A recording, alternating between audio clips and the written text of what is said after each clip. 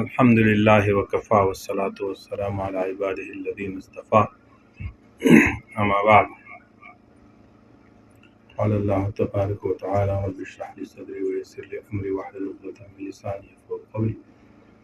محترمو حاضرینو، د دې مجلس ګډونوالو، د اسلامي امارت وزیر صاحب او د والي صاحب مرستیال، نورو مسؤلینو، د اقتصادي کمیسیونو معاونیت محترمو استازو او نورو د سیمې اوسیدونکو مشرانو او همداراز د رسنیو استازو ټول ته السلام علیکم ورحمت الله وبرکاته وایم. ډېر د خوشحالۍ ځای ده چې په دغه مراسمو کې په داسې حال کې ګډون کوو چې د هېواد د آبادۍ یو بل ګام اخیستل کېږي.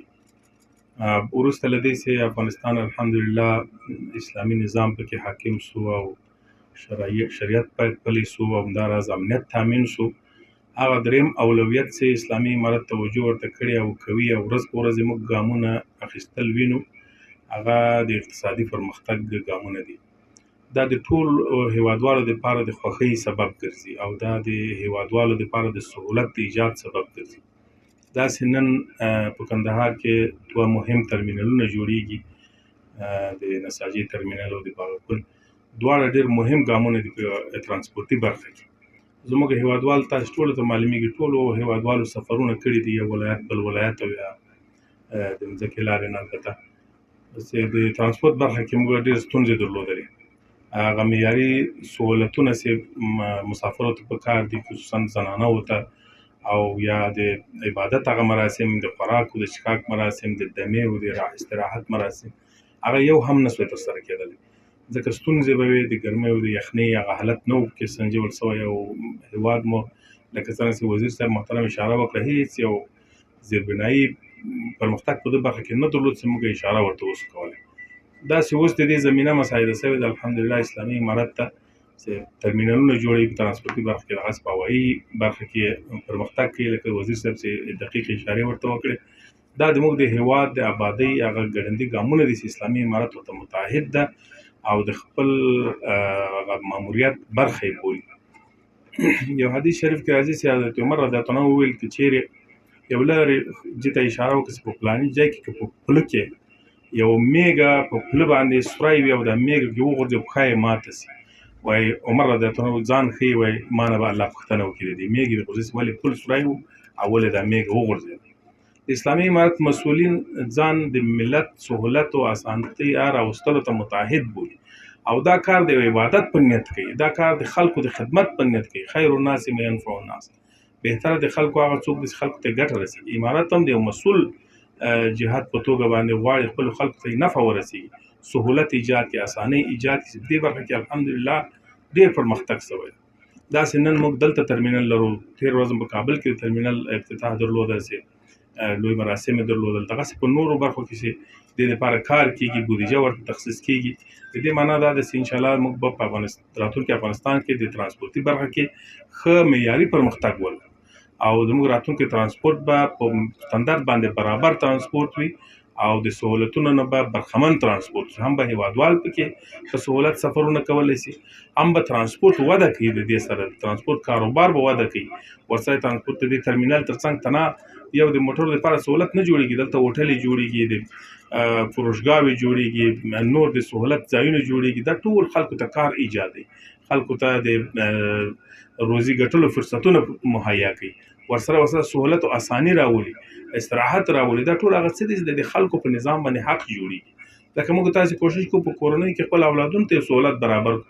کله چې یخني راځي د ګرمایش سیستم ورته برابرو، کله چې ګرمي راځي د سړوالي هغه سیستم ورته برابرو، ځکه مسؤلیت احساسوو د خپلو اولادونو کورنۍ په وړاندې. دغسې نظام هم د خپل ملت په وړاندې مسؤلیت احساسوي او الحمدلله دغه ګامونه چې موږ وینو ورځ په ورځ اخیستل کېږي، د هغه مسؤلیت برخې دي چې یو په یو باندې ترسره کېږي.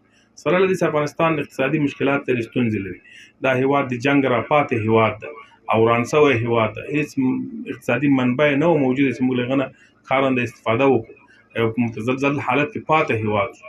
خو الحمدلله په تېرو 3.5 کلونو کې 3 کالو 7 میاشتو کې چې اسلامي امارت حاکم شوی ده، په ټول اقتصادي عرصو کې ډېر ښه پرمختګونه شوي او دا باید موږ هېر نه کړو. دا د دې لپاره نه وایي چې خدای مکه نظام احسان واچي په خلکو نظام دا مسؤلیت ته زده کار وکړي خو د دې لپاره چې ولس مو شکر ادا کړي د دې حالاتو د امنیت د پرمختګونو د دې توجه د مشرانو د دې ستړیاو او د دې سرګردانیو چې خپل ولس لپاره ګالي نو دا هغه څه دي چې موږ تاسو ته خوښي راوبکي موږ تاسو ته یو زیری د آبادۍ راکوي موږ تاسو کې چیرې یو پرمختللی افغانستان ولرو په پښو ولاړ افغانستان ولرو دلته به اسلامي نظام نمونه وي د دنیا لپاره اوس اسلامي نظام خلک د فقر او تنګدستۍ او مشکلاتو له وجې نه کېدای شي په نړۍ کې ګوته ورته ونیسي دا که نظام غواړي نو داسې به مسکین که اسلام غواړي داسې به نظر بدره وي د دې حالته ځان وباسو د اسلامي نظام ښایسته کو په ټولو هغه اړخونو کې چې ضرورت یې ده نو لکه څنګه چې په معنوي پرمختګ کوو او لازمه ده چې اصلاح د ټولنې راولو فساد له منځه یوسو شریعت عملي کو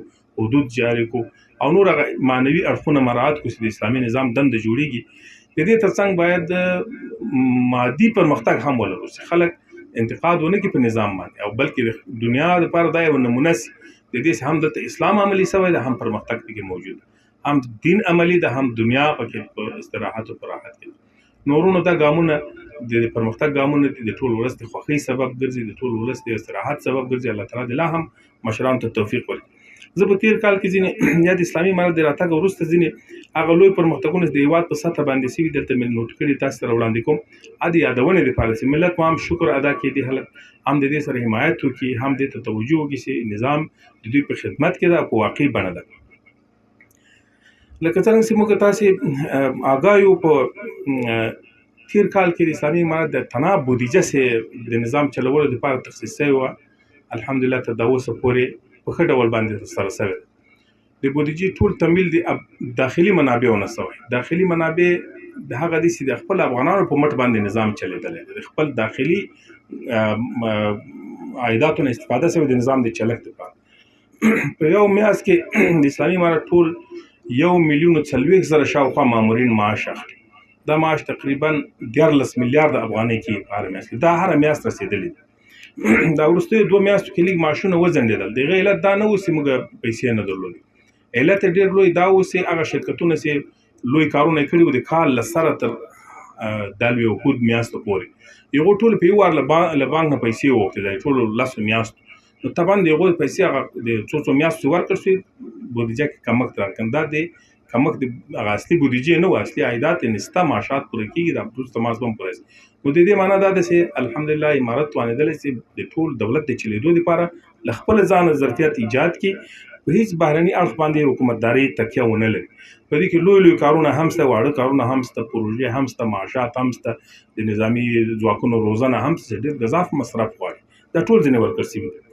د ټاپي پروژې پیل په تیر کال کې وشو ډېر یوه حیاتي مهمه او ارزښتمنه پروژه ده په دې سره به افغانستان په کال کې تر 5.5 میلیونه ډالر تنها د ترانسپورت د ترانزیت پیسې د ټاپي پروژې نه ترلاسه کړي او دومره ګاز به د دې نه افغانستان ته د افغانستان د حق په شکل باندې ورکول کېږي چې د ټول افغانستان دپاره کفایت کوي حتی افغانستان کولی دا ګاز د باندې صادر کړي د دې ټاپي پروژې نه به دومره منفعت رسېږي د ټاپي پروژې تنها د انټرنیټ هغه ګټه به یې دا وي چې دا اوس کوم انټرنیټ لرو له دې نه 12 برابره قوي انټرنیټ به موږ ولرو او هغه انټرنیټ به د افغانستان ملکیت وي او هېڅ پیسه یې په مقابل کې نه زیات د واخان د لویې لارې وصل و چې تېر کال په ضمن کې وشو او دوم فاز یې هم د انکشاف الهیات وزارت لخوا څه وخته مخکې اعلان شو سره له دې چې ګورئ موږ تاسې د ژمي کې ژمی و د افغانستان د کار او د پرمختګ میاشتې نه وي د دمې میاشتې وي خو اسلامي امارت تاسو توجه کړې او رسنۍ هم تعقیب کړې په د ژمي کې هم ډېرې ګڼې پروژې شروع شو افتتاح یې وشو دا اوس هم موږ تاسې د پسرلي په ابتدا کې څو درېیمه څلورمه ورځ ده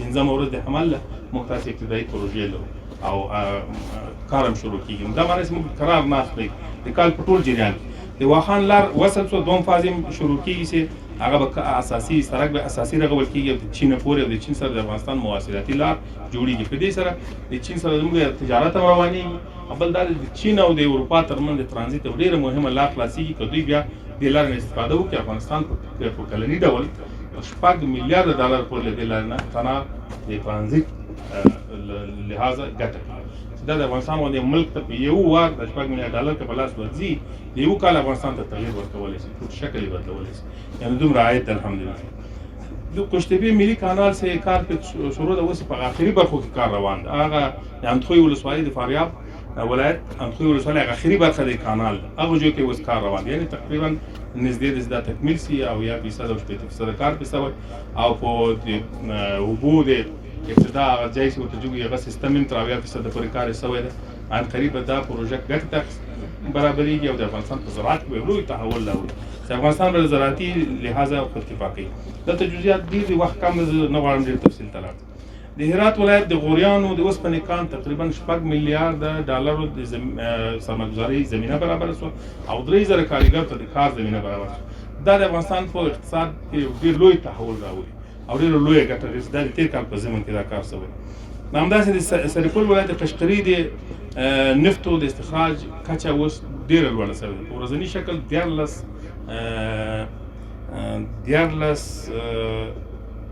ټنه نفت په ورځني کچه استخراجي، یعنې یو ورځ موږ 1400 ټنه تیل استخراجوو، خام تیل چې بیا په پخو بدلېږي او بیا بازارونو ته ځي. په دې کې 3000 کسان په کار بوخت دي، لوی ظرفیت د کار ایجاد شوی. د هرات صنعتي پارک ته خاصه توجه شوې د امارت تر راتګ وروسته. هلته تقریبا 1.5 ټول په افغانستان په سطح باندې 1.5 فابریکو په کار شروع کړي او 800 فابریکې هغه دي چې هغه کار ته آماده دي، یو څو فیصده کار یې پاتې دی. په دغه کال کې به انشاءالله هغه کار شروع کړي. دا یو ډېر لوی تحول دی، خصوصا د دې نه 600 شاوخوا صنعتي فابریکې موږ په هرات کې لرو چې یو لوی ګام ده او د هېواد اقتصاد ته یې ګټه کړې په صنعتي برخه کې، د کارموندنې په برخه کې او له نورو ناحیو څخه افغانستان خودکفا کړي او په صادراتي ملک باندې تبدیل کړي. همدارنګه د سږ کال د مشرتابه له خوا نه د اقتصادي معاونیت د لارې نه د هغو هېوادوالو لپاره چې سرمایه‌ګذاري کوي په افغانستان کې د مځکو د ویش یوه غټه پروژه په پام کې ونیول سره اعلان شوه او څو وخته مخکې. په هغه سره به هغه افغانان چې د باندې دي، مهاجرین دي او سرمایه‌ګذاري کوي په افغانستان کې یا داخل کې سرمایه‌ګذاري کېږي، په هر ولایت کې د صنعتي پارکونو لپاره مځکې د ویش لړۍ پیلېږي او هغه به انشاءالله په دا وروستیو کې اعلان هم شي د تجارت وزارت لخوا نه چې دا یو لوی ګام دی. د مځکو ویش د صنعتي پارکونو لپاره ډېر مهم و او زموږ ټولو تجارانو غوښتنه وه. د کاسا 1000 پروژې کارونه انشاءالله نهایي شوي دي، سږ کال کې به دغه روانېږي، افتتاح کېږي به. دا یو ډېره مهمه اساسي پروژه ده د برېښنا چې د څو منځنۍ اسیا ملکونو نه د برېښنا انتقال کوي پاکستان ته. افغانستان د ترانزیت له لحاظه د برېښنا ډېر لوی ګټه لاسته کوي او د برېښنا خپله هم استفاده ځینې کوي د خپلې برخې. د افغان ترانس پروژه داسې د ازبکستان له خوا نه د ریل پټلۍ او پروژه را روانه د پاکستان سره وصل کېږي. افغانستان په یو اتصالاتي مرکز باندې بدلوي د تجارت د سیمې ترمنځ او له دې ناحیې افغانستان هم په خپل تجارت کې وده کوي، هم د ترانزیت له لارې نه ډېر لوی عاید ترلاسه کولی شي. د حاجګک کان چې مهم د فولادو کان ده، په داخلي منابعو باندې کار روان دی چې د استخراج لپاره زمینه مساعد شي او افغانستان د فولادو د استخراج په برخه کې ښه لوی ګام واخلي او دا په داخلي سرمایه‌ګذارو باندې په دې باندې صنعت وزارت د نورو وزارت وزارتونو سره کار روان ده او د داخلي تجارت تشویق کېږي چې په دې کې سرمایه‌ګذاري وکړي. د سیمنټو د برخه کې چې په ټول هېواد کې موږ ګڼې فابریکې درلودې یا نوې فابریکې جوړېږي، لوی ګامونه اخیستل شوي. هغه فابریکې چې پخوا موجودې وې د غوري فابریکه وه، دغسې د جبل سراج فابریکه وې، د هغو ظرفیت څو برخې لوړ شوی. کندهار کې موږ تاسو د لوی سیمنټ فابریکې د جوړېدو شاهدان یو. انشاءالله 70% شاوخوا یې کار په مخ تللی او راتلونکي به دا یو ډېر لوی پرمختګ د هېواد د ابادۍ په برخه کې انشاءالله. د قانون د استخراج په برخه کې د سهولتونو ایجاد شوی د خلکو ته د کار د ظرفیت پیدا کېدو، همداراز د صادراتو د لوړېدو دپاره او د عوایدو د زیاتېدو دپاره لوی صلاحیتونه د قانون وزارت ته ورکړل شوي دي چې باید کار ځنې واخلي او د هېواد د اقتصادي په پښو درېدو دپاره استفاده ځنې وشي. د سرمایه‌ګذارو دپاره سهولتونه ایجاد شوي چې بهرني سرمایه‌ګذار او داخلي سرمایه‌ګذاران باید په هېواد کې سرمایه‌ګذاري وکړي. په دې سره به اقتصاد قوي کېږي او په دې برخه کې ډېر پرمختګ تېر کال کې شوی. د صادراتو کچه د هېواد په کچه باندې لوړه شوې ده چې دا کال په کال موږ په دې برخه کې ډېر پرمختګ درلود. دا اوس هم د سږ کال تېر کال د 1403 کال کې د افغانستان صادرات 1 میلیارډ و 200 میلیونه ډالرو چې دا د تېر په پرتله باندې ښه پرمختګ ده او په اقتصادي تحول کې رول لري. ورسره د برېښنا په برخه کې موږ ګڼې پروژې درلودې د تېر کال کې چې افتتاح شوې. د هرات په ولایت کې د برېښنا پروژې وې، داسې ترانسفارمرونه جوړ شول او د کابل کې ځینې ځایونه جوړ شول د برېښنا. همداراز د اوبو بندونو په جوړېدو کې بیا د برېښنا د تولید لپاره د ظرفیت په ایجاد کې ښه ګامونه اخیستل شوي. په راتلونکي کې انشاءالله ښه پلانونه په نظر کې نیسي، تطبیق وشي. د کابل کندهار لویه لار، د سالنګ لویه لار، د هرات لویه لار، د هلمند سره داسې د بادغیس او د غور ترمنځ لویه لارې او ورسره د ارزګان کندهار لویه لار د تېر کال پروژې وې چې ځینې ښه تکمیل شوي دي، ځینې لږ لا پاتې دي، ځینې انشاءالله د افتتاح په حال کې. الله تعالی دې توفیق ورکړي ټولو ته. او د تېر کال په ضمن کې تنها د بودیجې په ضمن کې چې اسلامي امارت په نظر کې نیولې 555 پروژې وې. تنها په امارتي بودیجه باندې تکیه درلوده. که دا نن چې موږ دغه افتتاح کوو دا د امارت له بودیجې نه تبدیلېږي. دغسې پروژې د تېر کال په ضمن کې 555 پروژې وې چې عملي شوي دي او تطبیق شوي دي او کلن کار تکمیل شوی دی. او د هېواد په سطح باندې د صحت په برخه کې په هر ولسوالۍ کې د یو روغتون بستریز روغتون افتتاح وشو.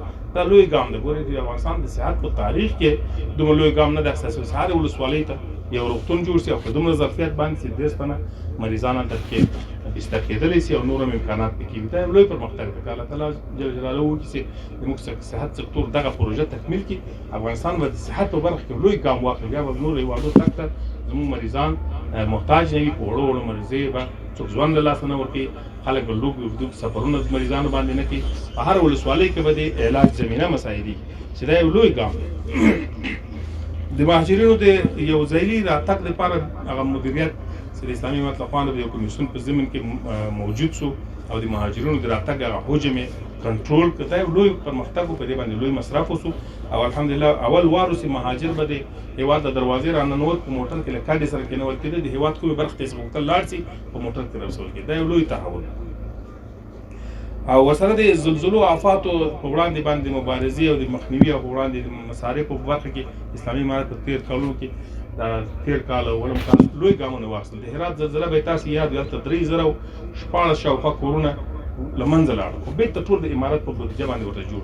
تاسو به د هېواد د نړۍ په تاریخ کې ډېر کم اورېدلي وي یا به هم نه وي اورېدلي چې یو چېرې زلزله د چا کور آباد کړي حکومت راځي کور بېرته ورته جوړوي. دا د ضعیف حالت کې چې امارت دا کار کوي، معنا دا چې خپلو خلکو سره خواخوږي لري، د خپلو خلکو درد حس کوي او ځان د خلکو سره په مصیبتونو کې ګډ بولي.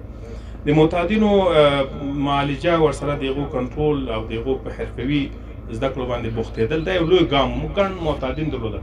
په افغانستان کې 3 میلیونه خلک په اعتیاد باندې اخته وو، په نشهیي توکو باندې. اوس الحمدلله په سړکو باندې موږ معتادین نه لرو. په کوڅو په لارو باندې چېرې پراته معتادین نه لرو. ټول کنټرول شوي دي. د هغو د معالجې لار سنجول شوې ده. ورسره هغو ته یو کسب ښودل شوی چې اوس معتاد کله د مرکزونو نه رخصتېږي په د کور د عاید په وده کې کومک کوي. د پیسو ګټلو لار ورته معلومه شوې ده.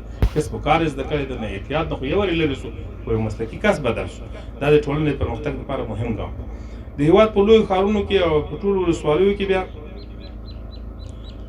د سوالګرو د راټولې په ښارونو کې، البته په لویو ښارونو کې د سوالګرو د راټولېدو پروسه یو ډېره مهمه پروسه وه. په دې برخه کې موږ 2 رقمه سوالګر درلودل. یو هغه سوالګر چې حرفوي سوالګر یا له کومې خوا نه ورته ویل کېده چې لاړ شي سوال وکړي، پیسې درکړو. اوس هم ځینو برخو کې سړکو باندې لیدل کېږي او ځینې خلک رښتیا محتاج سوال ته اړ وو. اسلامي امارت دا تشخیص کړل.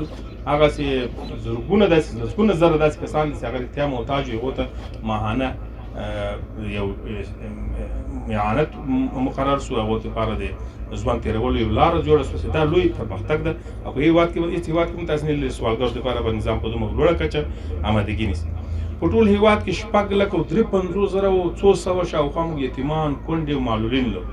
ټوله د امارتي بودیجې نه د تېر کال په ضمن کې حفظنامه رسېدلې ده، د هغو لپاره مساعده رسېدلې ده او ماهانه کومک ورسره شوی. په دې برخه کې د امارت تنها 12 میلیارده ډالره بودیجه تخصیص شوې وه چې دا تقریبا 2 وزارتونو بودیجه ده. 2 وزارتونو په دې باندې چلېږي دومره پیسې. نو د هغه خاص د شهیدانو د یتیمانو لپاره، د کونډو لپاره او د معلولینو لپاره دا ځانګړې شوی. او د کار او ټولنیزو چارو وزارت په چوکاټ کې تنها موږ 10,000 هغه یتیمان لرو چې دوی پالنه کوي. ټول هېواد په سطح باندې 10,000 یتیمان د کار او ټولنیزو چارو وزارت په چوکاټ کې په ولایاتو کې په یتیمخانو کې روزنه لري. هغو ته روزنه ورکول کېږي، خرچه ورکول کېږي، کالي ورکول کېږي او تربیه یې کېږي. دا یو لوی ګام دی او د یتیمانو سره یو لوی کومک ده د هېواد په سطح او د راتلونکي لپاره د ذهنیتونو جوړېدو او د ځوانانو د ښه روزنې او د اطفالو د ښې روزنې لپاره لوی ګام دی. دا امارت په دانش حال کې دا کارونه کړي دي. همداراز د تیر کال په ضمن کې 1,00,000 افغانانو ته د کار زمینه مساعده شوې د ټولنیز چارو وزارت لخوا هغوی ته جوازونه ورکړل شوي. په دې کې 3,000 خارجي کارګر هم شته چې هغوی ته جوازونه ورکړل شوي. دا د کار د ایجاد په برخه کې لوی ګامونه دي چې اخیستل شوي. د داسې په بل اړخ کې د خلکو شکایاتو ته رسیدګي شوې د امر بالمعروف وزارت او د نهي عن المنکر او سم شکایت وزارت په چوکاټ کې تیر د 10 میاشتو محاسبه موږ دلته کړې ده. تقریبا 14,000 شکایات اوریدل شوي دي. خلکو 14,000 شکایات دولتي کارکوونکو نه چا شکایت او ادارو نه شکایت دا اوریدل شوي. یا داسې اوس د ښځو حقوق د پښو لاندې کېدل، چا میراث نه ورکوو، چا هغه ته مهر نه ورکوو، چا حق د ازدواج نه ورکوو، دې ته رسیدګي شوي شکایات اوریدل شوي دي. په دې کې 5,955 شکایتونه یا اوریدل شوي او حل شوي دي. نور هم تر کار لاندې انشاءالله دا د یو میاشت مخکې راپور ده او اوس به هغه هم حل شوي وي د خدای په پاته. په سیاسي برخه کې اسلامي امارت ښه پرمختګونه درلودل د تېر کال په زموږ. تاسې ولې د ګڼو هېوادونو افغانستان کې سفارتونه فعال کړي، موږ سفارتونه پکې فعال شول، په لوړه سطح باندې سفرونه وشول، د تجارت په برخه کې د سرمایه ګزارۍ په برخه کې تړونونه لاسلیک شول، ګڼ بهرني شرکتونه راغله په افغانستان کې سرمایه ګزارۍ وکړي چې دا په خپله زموږ د کامیابې ډیپلوماسۍ او بهرني سیاست هغه برخه ده چې د نړۍ سره درلوده. دا څو ورځې وړاندې موږ پرمختګونه درلودل چې مثلا د یو هېواد سره اړیکې تامین کړې، خلک د جایزو له لیستونه مشران ملګري ووتل. دا په خپله پرمختګ او دا پرمختګونه لا هم دوام کوي. دا په سیمه ییزه کچه باندې خپل تاثیر لري، په نړیواله کچه خپل تاثیر لري او امارت یو مسؤل جهاد په توګه د یو منل شوي جهاد په توګه معرفي کوي. ورسره د محاکمو د لارې نه به تاسې په جریان کې زموږ اسلامي امارت سره داسې موږ ډېرې ستونزې درلودلې. محاکمو په برخه کې دعوې او دنګلې او غصب او نور مسایل په افغانستان کې ډېر تېر شوي دي. په محاکمو که تاسې د 3 کاله او میاشتې بررسي وکړئ، په هېڅ محکمه کې هم غیر شرعي فیصله چا نه دی. که فیصله سوي البته بتې به وي، سسته به وي، کله کله به د کار د حجم له وجې نه فیصلې سره مخته نه راغلي، د خلکو د ستونزو سبب به شوي، شکایتونه په دې برخه کې شوي. خو څومره چې محاکمو اجراءات کړي ټول د شریعت سره مطابق وي. څوک نقد نه شي کولی چې دغه پرېکړه د شریعت مخالف د دې لپاره چې هغه زموږ د شهیدانو ارمانونه عملي شوي وي، زموږ د مجاهدینو ستړیاوې په عمل کې لیدل شوي، هغه دا زموږ محاکم د شریعت سره مطابق فیصلې کړي دي. دا یو لوی ګام ده. او ورسره مراجعه اوس هم د ښځو د نرو د سپین ږیري او د زاړو د واړو هر چا مراجعه محاکمو ته ممکنه ده او کېدلی شي. د هر چا حق پوښتنه کېږي او دعوا یې اورېدل کېږي. او په محاکمو کې چا سره زور زیاتی نشته، ظلم نشته او هغه تعدا نشته چې یو څوک وځورېږي، یو څوک بېجایز په زندان کې وغورځي، یو څوک قتل شي، یو څوک ووژل شي په ظلم سره د حکومت لخوا، د نظامیانو لخوا، د امارتي مسؤل د نظامي ارګانونو لخوا.